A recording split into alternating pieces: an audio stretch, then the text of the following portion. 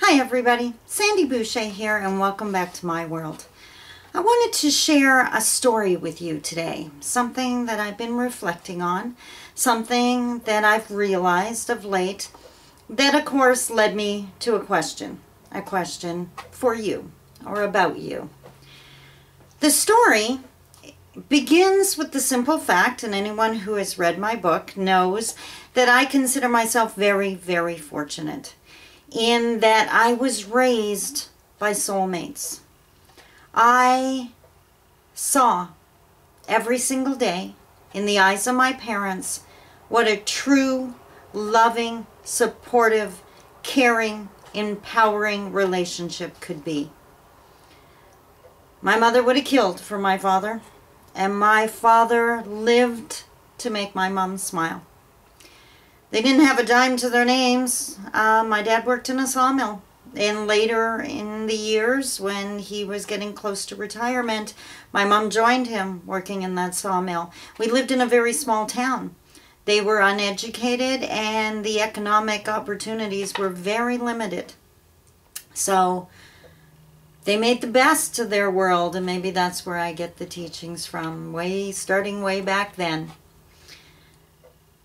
I grew up in that environment, but that wasn't the path I was meant to walk in.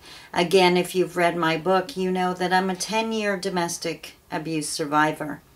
My adult life and my relationships were a little more on the challenging side. Fast forward 40 years, 20 years, and my daughter is now in a loving, caring, supportive relationship. They have their challenges, they're new, they're headstrong, they're finding their way in the world. But I don't think anyone could deny, knowing them, how much they love each other, even on the days when they drive themselves insane. I'll be the first to admit, when I first met my future son-in-law, I didn't see the gifts that my daughter saw, and I'll also admit that I was pretty vocal about that. Well, that young man has won my heart and my respect in the 4 years that he's been a member of my family, to the extent that a few summers ago, I actually gave him my mother's wedding ring. And when I gave him that ring, I explained that I took so much joy and had such a content feeling when I had the opportunity to sit back and watch my parents. And that is exactly the same joy and contentment I see and feel when I watch him and my daughter. I explained that I had come to accept that I was meant to walk a different path, and that I didn't see that type of relationship in my future, but that was okay. I saw it in my daughters, and nothing would make me happier than to have her wear her grandmother's ring one day.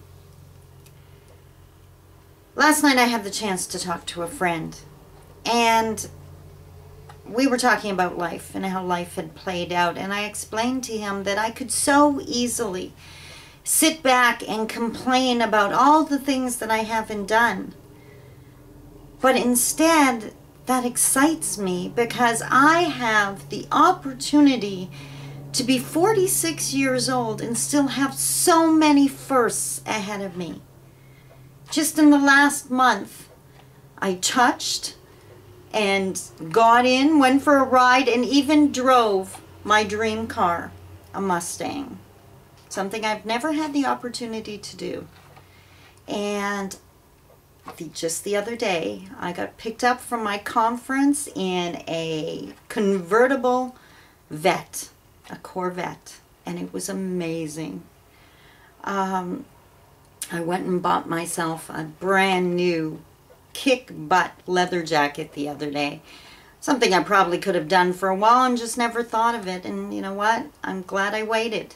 I haven't owned a leather jacket since I was in my early 20s. It was just too extravagant. I love my new jacket, and I'm at a stage now where I can truly appreciate it. All of those stories led me to my question. What are you doing with your life? Are you sitting back and complaining about all of the things you haven't been able to do? Or are you sitting back figuring out why you were meant to do the things you did do? And how can you now use your experiences to make your life better? I was reflecting this morning and thinking, you know what? If I had got married way back when and had this amazing relationship, 20 plus years, I don't know if I would have wrote my book. If I did, it would have been very, very different. And I'm not sure it would have been as effective. I have absolutely no regrets over my life. I have the faith that my life turned out exactly as it was meant to. And now, because of my life and my path, I'm invited to speak to the most amazing groups of women and men, people who don't yet realize their gifts, who don't yet realize that they're exactly where they were meant to be. Food for thought. Take a minute. Reflect back on your life. The amazing things you've experienced, maybe even the things you've survived, that have formed you into the person you are. And put a smile on your face and share that person with the world. You were meant to be exactly you, to walk your path. So don't waste any time comparing it to your next door neighbor's path. They're doing their own thing. Focus on doing yours. Have a great day, everyone. I know I'm going to. Talk to you soon. Bye-bye.